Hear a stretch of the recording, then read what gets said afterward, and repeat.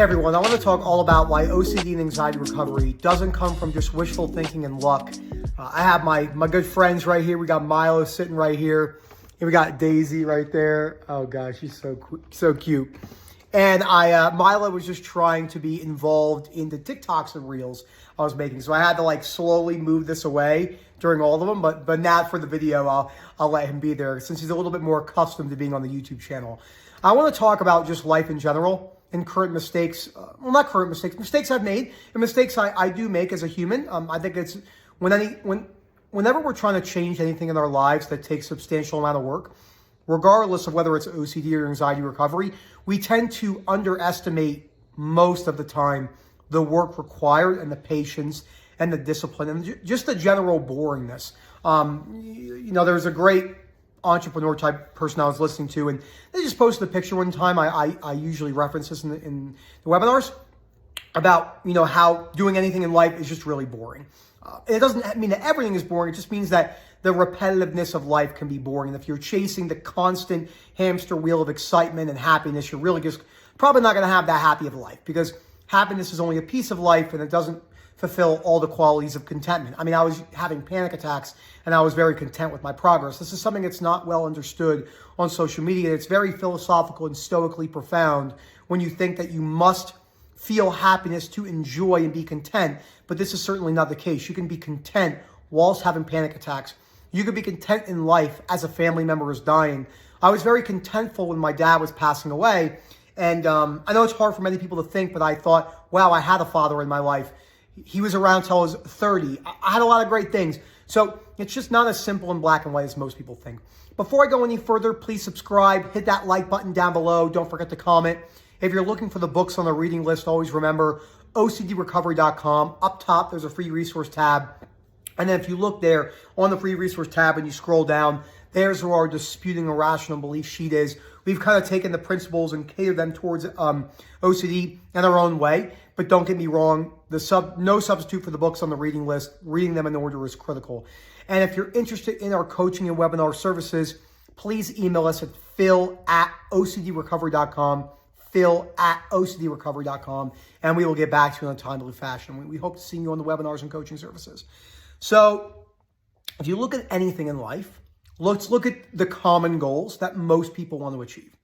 Financial success, relationship success, fitness success, that's nutrition, losing weight, getting healthy, lifting weights, career success. Those are really the big ones, right? And family success. So they're really the big 4 or 5 that most people have. When you look at what's required to reach XYZ levels of success, we are constantly with social media trying to come up with new things.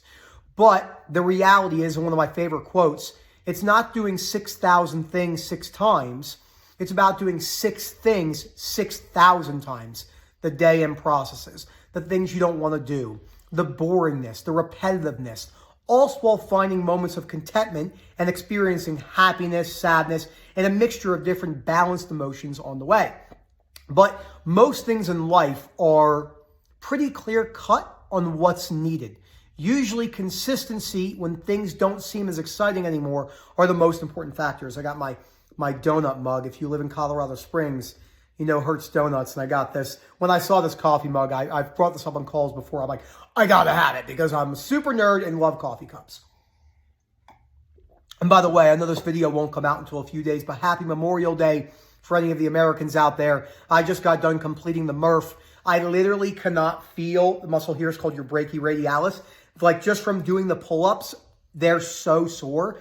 It's a mile run, 100 pull-ups, 200 push-ups, 300 bodyweight squats, and a mile run, all while wearing a 20-pound weighted vest. I didn't do it with the vest on. My buddy who lives up the street, he did the whole thing with the vest on. Totally nuts.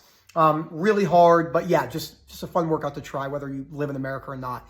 So let's look at something like OCD and anxiety recovery. We talked about the main things: the career success, the relationship success, the business success, and all that stuff. But let's diet and exercise. But let's look at OCD and anxiety recovery. Let's talk about what most people think is going to happen. Most people think, understandably so, you're going to read a couple posts, take a couple screenshots that you'll re-look at when you're triggered, skim read a couple books, work on your beliefs 2%, and you're going to see massive progress. It's not the case. Not with chronic OCD. Now, we don't really work with a lot of mild OCD cases. We do see them, but it's not the majority of the stuff that we work with. We usually work with those chronic severe cases, the people that are coming in and they haven't seen the relief they're looking for. The people that, they realize that there's more to the recovery process than just thoughts and leaving things there. So I'm just going to readjust Daisy, because this is what Daisy does when I make videos. She snores. And then you're like, why are you snoring? And then she looks at me like that. So stuff like this. Dealing with, take me for an example. Erica's not home. I got 2 dogs. A lot of the times I do this. What's required to work on my acceptance that my dogs could interrupt me during videos, which they do, that they'll start barking. I've been on webinars, they've started barking. A lot of people don't talk about this because they want a clear-cut answer of like, oh, just ignore them. But that's not how it works. Same thing with OCD. That was a little side rant, but that actually means a lot. I'm just gonna walk around so they're not so crazy snoring loud. So what are the things that actually work when it comes to OCD and anxiety recovery? You can see I got my light right there for my TikToks. We have exposures when necessary and behavioral changes. Okay, now the behavioral changes can take the form in any type of a habit, whether you're scrolling on social media all day, whether you're playing video games all day, whether you're not working. There's a whole laundry list of behaviors, from the largest avoidance behaviors and compulsion to the most subtle compulsions. Like, I'll give you an example of one of them, right? This is something that we all want, and it just doesn't work out the way that we imagine. So if we come over here and we have the supplements, right? So I take vitamin D3, I take fish oil, and I take a B complex.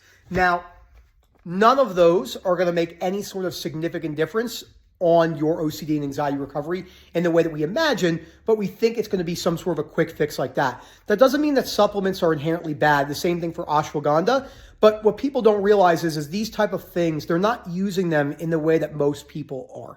They're using them from the results of, from the perspective of, I'm so tired, I must get some central nervous system relaxation. Same thing with tapping methods. I see that a lot. Breathing, nostril, different methods. Again, some of those can be really good, but it's the reason behind why you're using them. And this is something that a lot of people just don't talk about. You're not going to change your beliefs on being a monster and the fear of rejection with harm and POCD by taking some supplements, although it's not inherently bad. See, the answers I give and how I explain things is not what most people want to hear, because they want a clear-cut answer of, like, no, I need to know if this is good for me or not. But that's not how life works. It doesn't work for OCD sufferers, and it doesn't work for non-sufferers. A lot of people think, well, non-sufferers, they don't deal with this at the severity that we do. Emotionally, you're right. Most of them don't. We do have people that have, very strong irrational beliefs, and it presents in many different ways, whether it's chronic shame and anxiety. There's a couple people I can think about right now on social media who have millions of followers that have really strong irrational beliefs surrounding rejection and not living up to what they want to. So they have chronic shame and chronic guilt. They don't have OCD, but it's certainly not true that this only affects us. It affects many people. And they're not going to change that belief about being rejected and it being horrible and going to hell or whatever it may be if they're just taking supplements. It's so important to cover that. So, you think you're going to watch a couple videos. We see this every single day. People come on. I've had a couple calls in the last month. It's no one's fault. I was the same way. It's so important to highlight. They come on the calls and they say, I need to have it. This is the one thing I'm missing. Can you show me what I'm missing right now? No, there's nothing that I'm going to say in these 40 to 45 minutes that is going to make any sort of substantial difference in the way you're feeling today or tomorrow. OCD sufferers are completely obsessed with needing some sort of an answer right away. And that is a really important thing to cover, because if we don't cover that, what tends to happen is you spend a lot of time trying to look for these immediate results. I'm just going to raise this up a little bit. That way I could sit on my stairs. I did a video one time on my stairs a long time ago, a history video, where I talked about the history of OCD, which is actually really unique. That's Erica's bathroom up there, by the way, because she doesn't trust me. She says I don't clean my toilet enough. This is something that many people can relate to. Again, relationships, kind of went off with a couple tangents, but it all plays together for the same thing. Think about relationships. And yes, it's difficult to detach yourself from your OCD suffering, but something as simple as, oh my God, it's not compatible. They have these things, I have that things. That's not how life works. What's happening right now on social media, we've been convinced that there's these really easy outs in everything in life, whether it's OCD recovery, whether it's anxiety-based, whether it's relationship-based. We hear a lot of the stuff about the 10Xing in business, and you always have to be growing. This is it's really superficial stuff that makes you feel hyped up in the moment, The problem is the results aren't there long term. And we don't have a lot of anecdotes, experience, because a lot of this stuff is new, 5, 10 years. But I can tell you right now, in my opinion, in 10 to 20, 30 years from now, we're going to see a lot of people who didn't achieve a lot in their life, but they sure did watch a lot of podcasts. They read a lot of books. They looked for theory, as I like to call humans information gatherers. Once you have a personal philosophy, whatever it is that you use as your guidance, and you've realized that those values and principles don't need to be respected by other people, but you're going to stick with them, but maybe you'll change. So it's very open-minded. And you realize that social media is very much predicated off black and white beliefs, predicated off the me versus you mentality. And that's everything in life. We've been kind of bred to think like that. If you look at two different religions, this religion's right, this one's wrong. You think about the left and right in politics wherever you live, right? This is right, this is wrong. Think about something as simple as a soccer team, right? It's like, no, I'm from Manchester United, and they're like, I'm from Italy, and you're a moron. It's once we realize that the crowd, understandably so, because we don't teach this in schools, which I think this is the most important principles in life, more important than anything, because you're driving principles, and again, not trying to, I need to have a meaning in life, but your driving principles will filter down into everything that you do in your life. It's going to filter down to your relationships, your work, your OCD and anxiety recovery. It's going to make you realize that you might feel a little bit detached for a while, and not in a DPDR way, depersonalization, derealization, but just in the fact that humans are living very superficially because they don't know how else to act. So they think that, like, if one thing goes wrong in their life, then everything is ruined. If people don't see the things that they want to see, everything is ruined. And then it's people have the all or nothing mentality with relationships or money. They go, well, if I don't go all in, it's not worth it. Do you have any idea how many people don't start businesses or side businesses because they're so afraid of the dogma that we hear, like, I need to have certainty. I have to know. You're never going to know. I'm married right now. I don't know if it's going to last. My wife can come home 3 days from now and say she's cheating on me, which would be a good thing because I'm annoying. But seriously, business is the same way. You don't know if your career is going to work out. You might get fired next week. Right? Your business might collapse. The economy might collapse. Look at everything going on in the world. It's so uncertain. There's so much uncertainty. And with OCD and anxiety recovery, what are you doing? What are you doing? I just had to do that because sometimes my mannerisms come out. But when you look at OCD and anxiety recovery, we like hearing the simple things that we think will apply long term, right? We think, I'm going to take the screenshots. I'm going to show up to a webinar or two. I'm going to feel good in the moment. And then that's going to make the progress. This isn't how it works.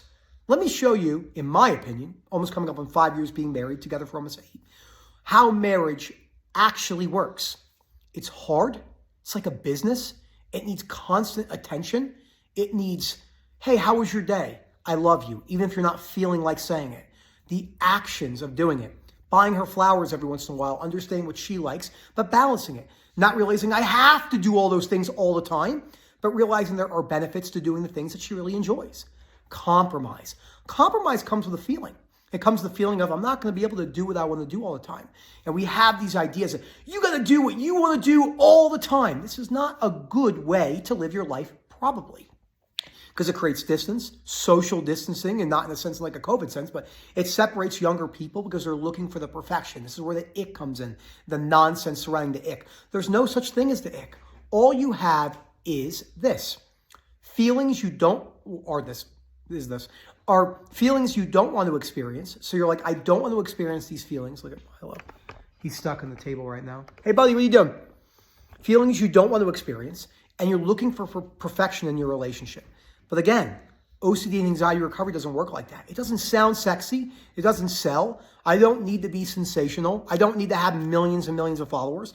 I just give information that I think works, practically working with thousands of people day in, day out, thousands of posts, pieces of content.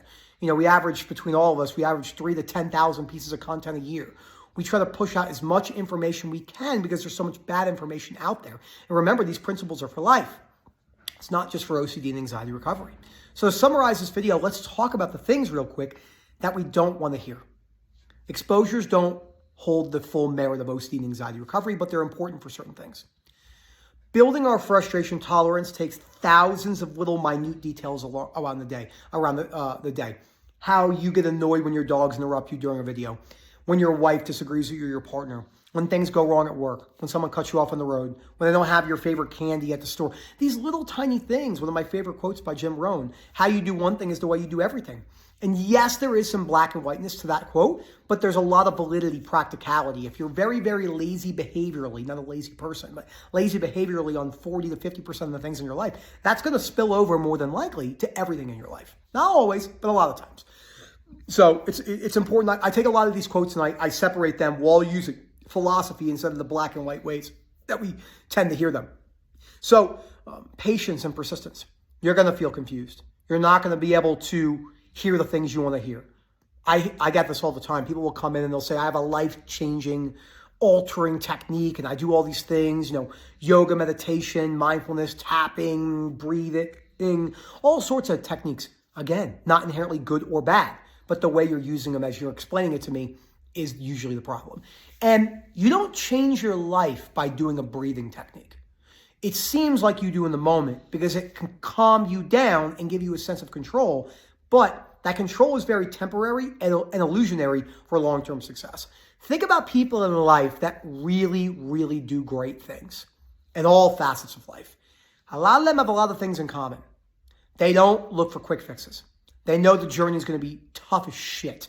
They know they're going to be lonely and isolated at times as they become higher up in their whatever they're doing. Because people are like, oh, you're dumb, you're stupid. That doesn't make any sense.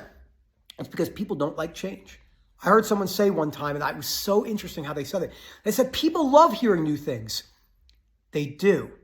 They certainly do, but they don't like applying it. That's the truth.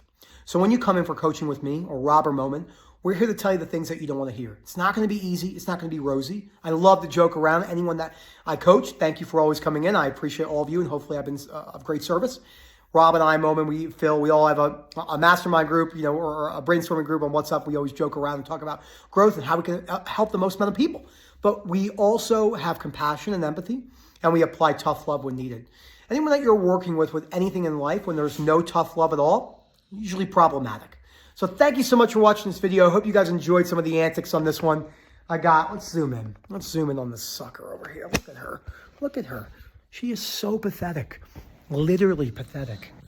What are you doing? You're snoring on the videos.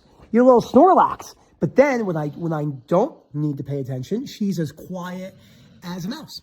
And then Milo over here is just like, can you please leave me alone and give me peanut butter? Because I give him peanut butter and then everyone yells at me and everyone's like, oh my God, it's so bad for your dog.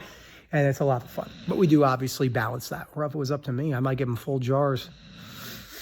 He loves it though, and YOLO, they only live once, as many people like to say. So thank you so much for watching this video. I hope you guys enjoy the content. Sometimes it's really good to turn the camera and just let things kind of roll with it.